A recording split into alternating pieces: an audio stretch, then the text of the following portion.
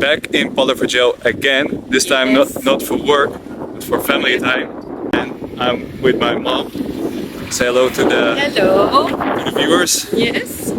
It's nice to see myself. After 2 months. 2 months. Yes. So we're going out. Happy. My brother, his son, birthday, my nephew. Yes. 3 years old. 3 years old. Lunch almost every day is very easy. Scrambled eggs. Yeah, when I work from home, I like to keep it easy, simple, just scrambled eggs. And if I have meetings outside or viewings, I just eat a tuna sandwich or something. Yeah, my eating schedule is quite simple. In the evening, I try to eat also a lot of protein. So my diet is very protein focused, not many carbs, so no bread in the morning. Yeah, a lot of protein bars during the day, protein yogurt, everything protein basically. Going to the bank now to pick up some checks for tomorrow morning. We're closing 2 properties. And yeah, in Spain, if you want to buy real estate, there's 2 options to pay the seller. One is with a check. That's what I'm picking up now, very old school way. And the second one is by an instant transfer from the bank. And why we choose a check, because it's a bit cheaper than these instant bank transfers from the Spanish National Bank. So therefore we go for the check. It's a bit different than, for example, in Netherlands you transfer the money to the notary and they hold the funds and then they transfer it to the seller after signing. But here it's basically giving the check afterwards. In my opinion, it's a bit weird, the system, because I think it's easier, for example, to lose the check, or maybe someone can fake a check. Of course you can find the person afterwards, but still it's a bit more risky in my opinion. Also, when you make a deposit, the 10%, you transfer that to the seller. And this is even way more riskier for me than just transferring it to the notary. Why? Because if the seller has any debts or they just disappear with the money, yeah, what can you do? So this is, in my opinion, a bit of a flaw in the Spanish real estate system. This is our partner bank. And yeah, we have our own contact person. Their reply is super fast. So tomorrow morning at 9 o'clock, the signing. So that's why I come today, because it's too early to otherwise to pick up the checks. So we're prepared for tomorrow morning. We just finished signing 2 new deals. So we're gonna show you later the apartments. And yeah, it's like the same. Both apartments. We made 5 rooms with 2. But eventually we got them done. So that's the most important. And we finally got the keys, so we can start working on the renovation. Yeah, so the whole process, how we're gonna do the renovation. So later you see we're gonna be in the apartment. And how we organize also the distribution, because we are going to change distribution in one apartment. Yeah. We are going to make a kitchen in the beginning. Yeah. So I will show you. We are in Chanda Street. What's the nearest metro station?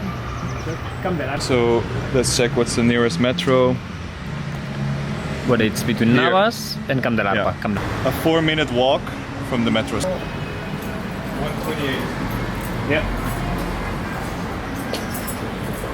This apartment is good for cash flow. The numbers run well, above 9% gross return on investment.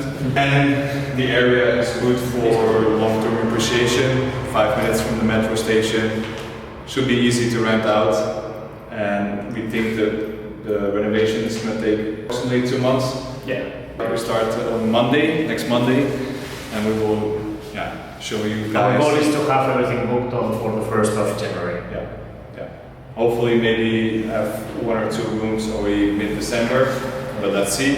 We told the investor, okay, the renovation is going to take 3 months, and then our goal is to finish in 2 months, and then have it fully booked in.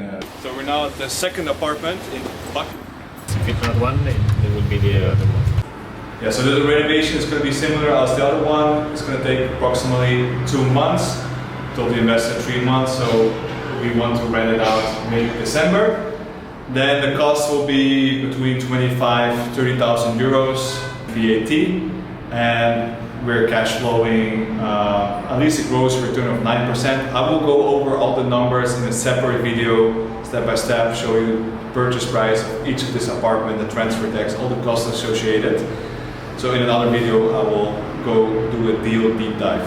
Even if you don't live in Spain, so you live in the United States, you live anywhere else in the world, you can still get a mortgage.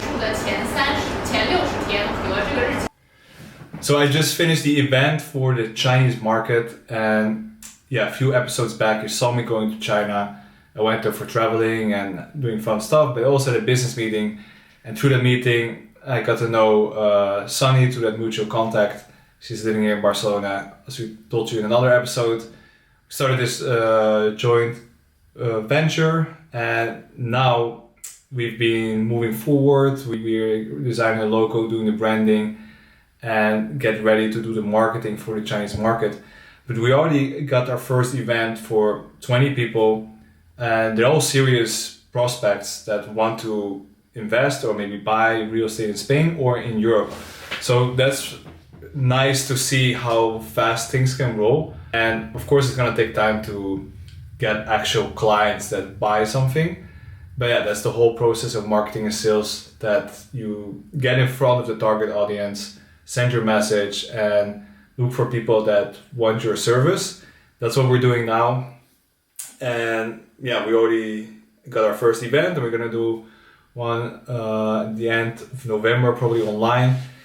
Then December will be a bit quiet because of the holidays, and probably in January we're gonna do one in Shanghai, because I will be for holidays going to Asia, and then I can combine it with a trip Shanghai and do a presentation there for a live audience. So it'll be cool. And yeah, most of the clients I have now are all from Netherlands, Americans, other European countries. So it'll be good to get more Chinese clients. And of course I love China, so it gives me another reason to go back there even more and get reconnected with doing business with Chinese people and the Chinese market.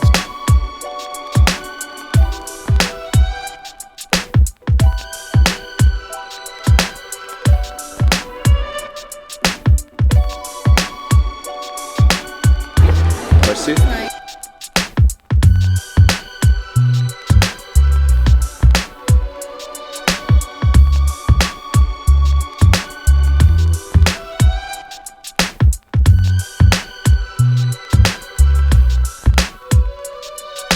What I like from Paris is that everyone just dresses super nice, everyone looks super good, and the streets are very beautiful.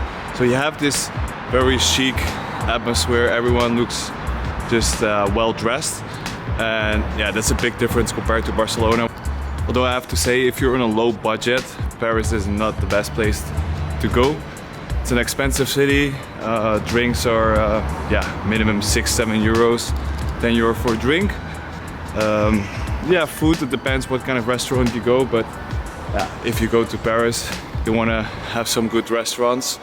So you're gonna spend up easily 100 euro plus for 2 people. That's the minimum, I would say. And if you're gonna want to go for a fancy restaurant, it's gonna be 200-300 euros. Accommodation, yeah, also not cheap. I got an Airbnb this time in a quite central location. I think for 2 nights I spent 400 up to 500 euros, something like that. Don't know exactly how much. And yeah, if you want a 5-star hotel, probably around 1,000 euros for 2 nights. So yeah, it's definitely not cheap, but it's a cool city. This is my 8th or 9th time going to Paris. Been going to Paris since I'm young, and yeah, so I don't really need to do all the touristy stuff because most things I've already done. But of course, have to see the Eiffel Tower and go to Champs-Élysées, like the main tourist spots. It's always nice to go. So that's what we do.